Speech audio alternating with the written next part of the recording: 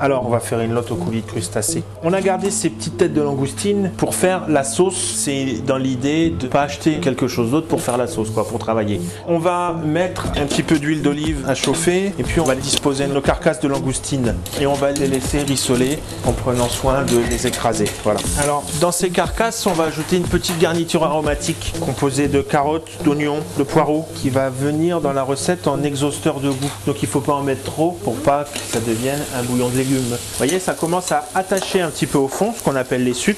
C'est ce qui va donner le goût, ça. Alors pour décoller ces sucs, pour qu'ils puissent arriver dans la sauce, on va déglacer avec du vin blanc. Voilà, on va laisser réduire, il va y avoir une concentration d'égout. Et puis on va mettre de la crème jusqu'à hauteur. On va laisser ça sur le coin du feu pour que ça mijote tout doucement, gentiment. On va pouvoir s'occuper de notre lotte. Vous verrez rarement la tête sur les étals parce qu'elle est énorme et pas très belle. Elles sont souvent décapitées sur les bateaux et rejetées en mer. Pour démarrer une lotte, on la lève en attaquant les filets comme ça. On fait bien attention de bien suivre l'arête centrale pour en perdre le moins possible. Et on enlève toute la peau après. Voilà. Ce qui peut être désagréable dans la lotte, c'est cette petite membrane blanche qui est là. Alors là, il n'y a pas de secret, il faut être délicat.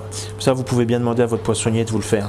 Après, on va vérifier le dessus de la lotte. Alors, la lotte a une peau bien particulière, qui tienne beaucoup sur le poisson. Et si on n'enlève pas bien, ça va se recroqueviller, ça va mal cuire. Et c'est un poisson qui, trop cuit, va devenir ou cotonneux ou très caoutchouteux et franchement pas bon. Voilà, donc on a levé notre lotte et on va extraire des médaillons. Voilà. Alors, on va la superposer avec du saumon fumé, qui a une tendance à être un peu salé. Donc, on va être un peu soft sur le sel. Voilà, salé poivré. Là, on a notre saumon fumé et avec cette belle tranche, on va rentrer dans la superposition. Le saumon fumé servitiel se marie avec pratiquement tous les poissons blancs. Le choix de la lotte, c'est pour le fait de pouvoir tailler des médaillons. Alors là, notre sauce, elle est en train de cuire. Là, on a un beau phénomène d'osmose qui se passe entre la crème, la garniture aromatique. Vous voyez que la crème, elle commence un petit peu à colorer.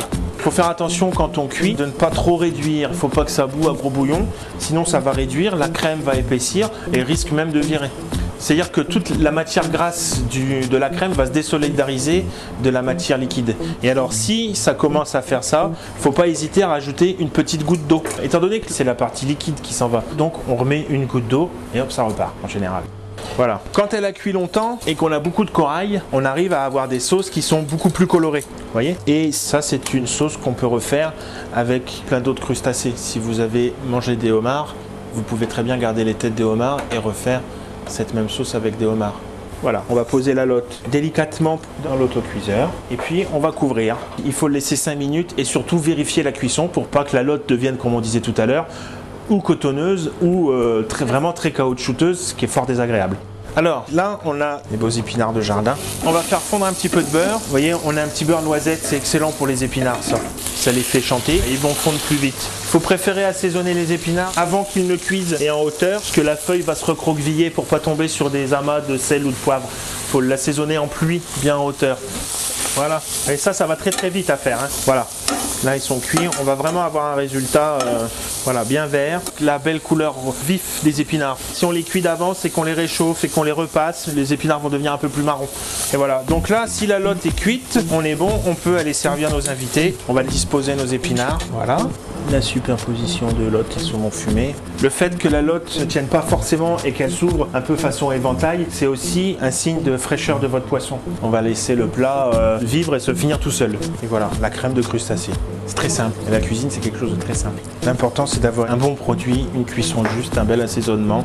Voilà. Pour accorder ce plat-là, on a pensé ici à un chablis, donc un vin blanc de Bourgogne qu'on servira un peu frais. Et il existe une maison chez monsieur et madame Gautrin qui ont une déclinaison de vin de Chablis, du petit Chablis, Chablis premier cru et Chablis grand cru, si vous voulez vraiment vous faire plaisir et arriver dans les vins d'exception. Voilà, on conseillera un vin de Chablis.